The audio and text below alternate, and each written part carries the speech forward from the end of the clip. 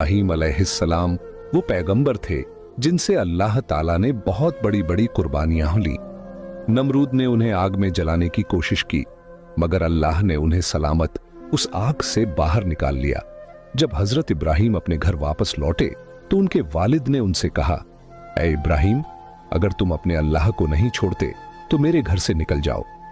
हजरत इब्राहीम अलैहिस्सलाम ने बिना किसी शिकवा के अपना घर छोड़ दिया और मिस्र की जानिब रवाना हो गए। जब मिस्र के बादशाह को यकीन हो गया कि इब्राहीम अल्लाह के नबी हैं, तो उसने अपनी बेटी हजरत हाजरा का निकाह इब्राहीम से कर दिया। इसके बाद हजरत इब्राहीम अपनी बीवी हाजरा को लेकर फिलिस्तीन चले गए और वहीं रहने लगे। हजरत इब्राहीम की कोई औलाद नहीं थी, इसलिए वो दिन रात अल्लाह से दुआ करते रहते, ऐ मेरे रब, मुझे एक नेक और फरमाबरदार बेटा अता फरमा। सालों गुजरते गए लेकिन बेटा नहीं हुआ। उम्र भी ढलती चली गई, मगर दिल में उम्मीद बाकी रही। 84 साल की उम्र में भी वो अल्लाह से यही इल्तिजा करते रहे, ऐ अल्लाह, मैं तेरी रहमत से मायूस नहीं हूं, मुझे एक बेटा अता कर जो बुढ़ापे में मेरा सहारा बने। आखिरकार अल्लाह ने उनकी दुआ कबूल फरमा ली। 84 साल की उम्र में हजरत इब्राहीम को एक प्यारा सा बेटा अता हुआ। उन्होंने उसका नाम इस्माइल रखा। आप अंदाजा लगाइए, एक बाप जिसने 84 साल की उम्र में बेटा पाया हो, उसकी मोहब्बत उस बेटे से कितनी होगी। वो हर वक्त उसे सीने से लगाए रखते, चूमते, कंधों पर बिठाकर बाजारों में फिराते, उसके साथ खेलते और हंसी मजाक करते। अभी बेटे की पैदाइश को एक हफ्ता भी नहीं गुजरा था कि हजरत जिब्राइल अलैहिस्सलाम इब्राहीम के पास आए और कहा, ऐ अल्लाह के नबी, अल्लाह का हुक्म है कि आप अपनी बीवी और बच्चे को खुद से जुदा कर दें। यह सुनकर हजरत इब्राहीम का दिल कांप गया। बोले, ऐ जिब्राइल, मैं अपनी बीवी और बच्चे को कहां छोड़ूं? जिब्राइल अलैहिस्सलाम ने जवाब दिया, जहां अल्लाह हुक्म देगा मैं वहां ले जाऊंगा। कल सुबह इंसानी शक्ल में ऊंट पर आऊंगा, आप अपनी बीवी और बच्चे को तैयार रखना और मेरे पीछे चलना। अगली सुबह हजरत जिब्राइल ऊंट पर सवार होकर आए। इब्राहीम अलैहिस्सलाम ने भी अपनी बीवी हाजरा और बेटे इस्माइल को ऊंट पर बिठाया और खुद भी ऊंट पर सवार हो गए। जिब्राइल का ऊंट आगे आगे, इब्राहीम का ऊंट पीछे पीछे चलता रहा। वो फिलिस्तीन से चले, शहर दर शहर गुजरे, हफ्ते महीनों में बदलते गए और 1 महीने के सफर के बाद अरब की सरजमीन पर पहुंचे। उस वक्त अरब वीरान था, न कोई इंसान न परिंदा। जिब्राइल का ऊंट काले सुनसान पहाड़ों के दरमियान चलता रहा। आखिरकार 4 ऊंचे पहाड़ों के बीच एक वादी में पहुंचे, जहां आज काबा मौजूद है, लेकिन उस वक्त वहां दूर दूर तक कोई नहीं था। जिब्राइल ने ऊंट रोका और कहा, ऐ इब्राहीम, अल्लाह का हुक्म है कि आप अपनी बीवी और बेटे को यहीं उतार दें और खुद वापस चले जाएं। ये सुनते ही हजरत इब्राहीम अलैहिस्सलाम का दिल कांप उठा।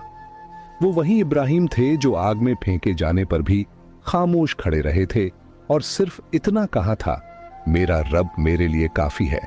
मगर आज जब जिब्राइल अलैहिस्सलाम ने उन्हें कहा कि अपनी बीवी और बच्चे को इस सुनसान जगह पर छोड़ दो, तो इब्राहीम अलैहिस्सलाम बेचैन हो उठे। बोले, ऐ जिब्राइल, ये तुम क्या कह रहे हो? यहां तो ना पानी है ना खाना, मेरे बीवी और बच्चे यहां कैसे जिंदा रहेंगे? जिब्राइल अलैहिस्सलाम ने जवाब दिया, ऐ अल्लाह के नबी, यही अल्लाह का हुक्म है, आप इन्हें यहीं छोड़ दीजिए और फिलिस्तीन लौट जाइए। इतना कहकर जिब्राइल चले गए और इब्राहीम अलैहिस्सलाम रह गए, अपनी बीवी और बच्चे को हसरत से देखते हुए। उन्होंने इस्माइल को गोद में उठाया, सीने से लगाया और उनकी आंखों से आंसू बहने लगे। शायद दिल में यह ख्याल आया हो, क्या मैं अब इस बच्चे से जुदा हो रहा हूं? पता नहीं फिर कभी इसे देख पाऊंगा या नहीं। उन्होंने जल्दी से लकड़ियां इकट्ठा करके एक छोटी सी झोंपड़ी बनाई और अपनी बीवी और बेटे को उसमें बिठाकर ऊंट पर सवार हुए और फिलिस्तीन की ओर चल पड़े।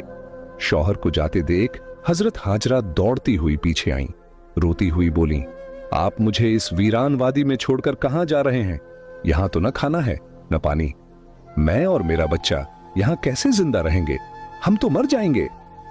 इब्राहीम अलैहिस्सलाम कुछ जवाब देने ही वाले थे कि जिब्राइल फिर आए और बोले, ऐ अल्लाह के नबी, आपको हुक्म है कि बीवी को कोई जवाब ना दे, बस खामोशी से फिलिस्तीन लौट जाए।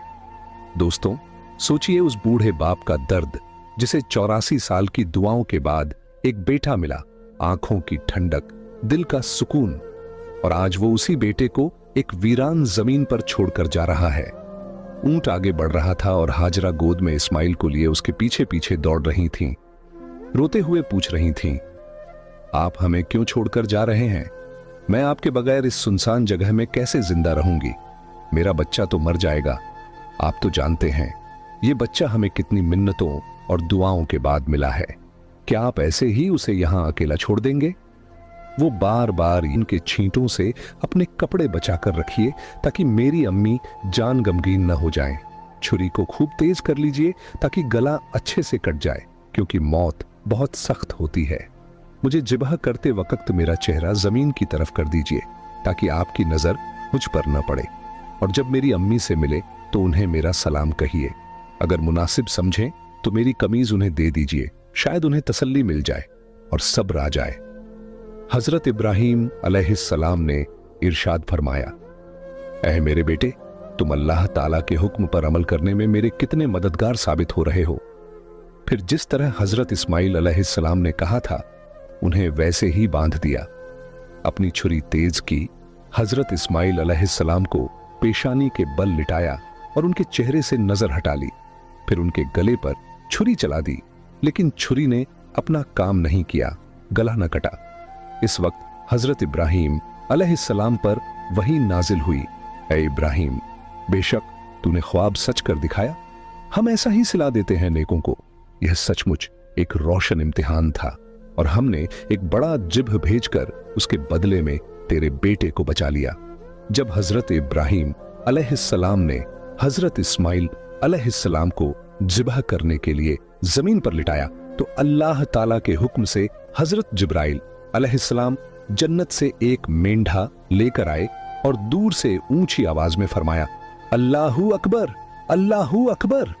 इब्राहिम ने सर उठाया, समझ गए कि अल्लाह ने आजमाइश पूरी कर दी है और बेटे की जगह फिद्या भेज दिया है।